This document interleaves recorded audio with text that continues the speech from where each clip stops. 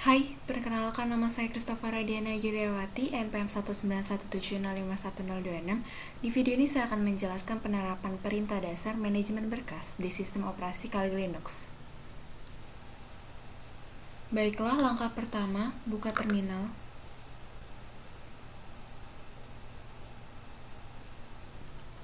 Untuk perintah dasar di sini yang pertama ada pwd. Pwd ini berfungsi untuk menampilkan direktori yang sedang aktif. Perintah selanjutnya ada ls. Ls ini berfungsi untuk menampilkan daftar direktori yang ada. Kemudian jika ingin memilih salah satu dari direktori yang ada ini, bisa digunakan perintah cd. Misalkan di sini saya ingin memilih directory documents, maka di sini saya ketikkan cd spasi nama directory yang akan saya tuju, documents, lalu slash. Kemudian jika ingin membuat suatu directory baru, bisa digunakan perintah mkdir. Caranya itu ketikkan mkdir spasi nama directory yang akan dibuat. Misalkan di sini saya ingin membuat suatu directory bernama Christophora. Perintah mkdir ini juga bisa digunakan untuk membuat dua directory atau lebih. Caranya itu tinggal mkdir spasi nama directory pertama, spasi nama directory kedua, dan seterusnya. Misalkan di sini saya buat lagi directory kuliah, lalu spasi directory keduanya mahasiswa. Lalu kita ls di sini, maka directory Christophora kuliah dan mahasiswa ada di directory documents. Untuk pembuktiannya di sini misalkan kita buka file manager. Kita klik documents. Nah, di sini sudah ada directory Christophora kuliah dan mahasiswa. Selanjutnya sekarang saya ingin membuat file di dalam salah satu dari ketiga directory ini. Misalkan di sini saya pilih directory yang Christophora. Lalu perintah yang digunakan untuk membuat file adalah touch. Touch ini penggunaannya sama dengan mkdir, jadi dia bisa membuat dua atau lebih file. Misalkan di sini saya ingin membuat dua file. Yang pertama di sini 2019, lalu yang kedua di sini sistem operasi.txt. Kemudian kita ls di sini. File 2019 dan file sistem operasi.txt ada di directory Christophora.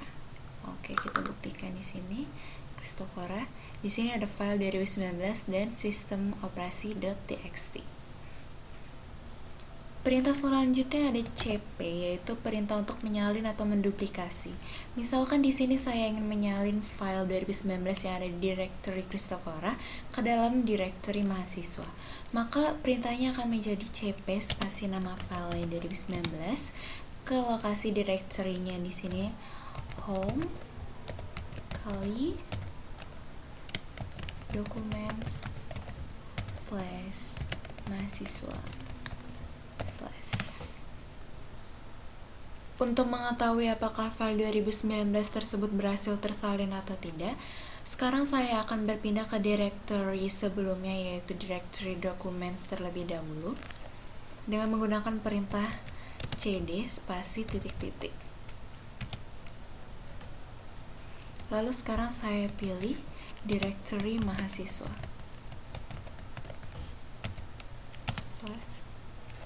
Lalu ls. Di sini ada salinan dari file 2019 yang tadi kita salin. Kemudian kita cek juga di bagian file manager ini. Kita pindah ke directory mahasiswa. Di sini ada salinan dari file 2019 tadi. Oke, sekarang saya coba balik lagi ke directory Christophora.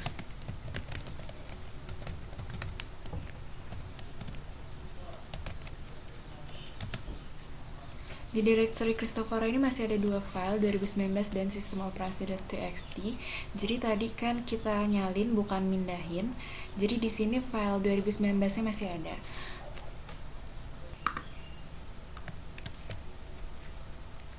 Untuk perintah selanjutnya ada mv, yaitu perintah untuk memindahkan. Misalkan di sini saya ingin memindahkan file sistem operasi.txt yang ada di directory Christophora ke directory kuliah. Maka perintahnya akan menjadi mv spasi nama filenya sistem operasi.txt spasi ke directory yang akan dituju. Home kali documents kuliah. Sekarang coba saya ls.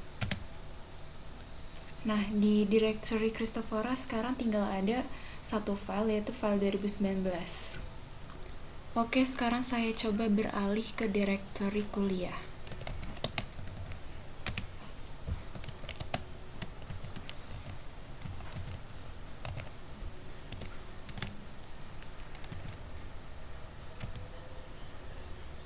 Oke, di sini sekarang file sistem operasi.txt ada di directory kuliah.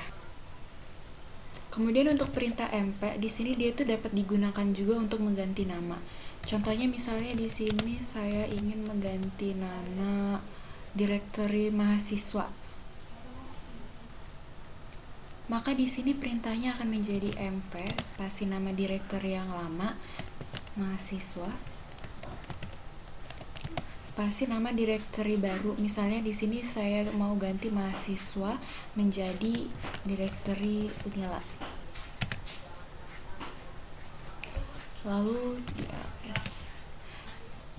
Jadi sekarang nama directory saya di sini ada Christophora, kuliah, dan Unila. Perintah selanjutnya di sini ada rm, yaitu perintah yang digunakan untuk menghapus file. Misalkan di sini saya pilih directory Unila.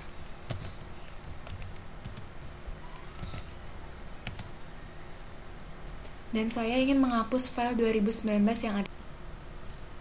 Maka perintahnya di sini akan menjadi rm spasi nama file yang ingin dihapus, file 2019. Dan di sini file 2019 sudah tidak ada di directory Unila. Coba kita lihat di file manager. Oke, filenya sudah terhapus.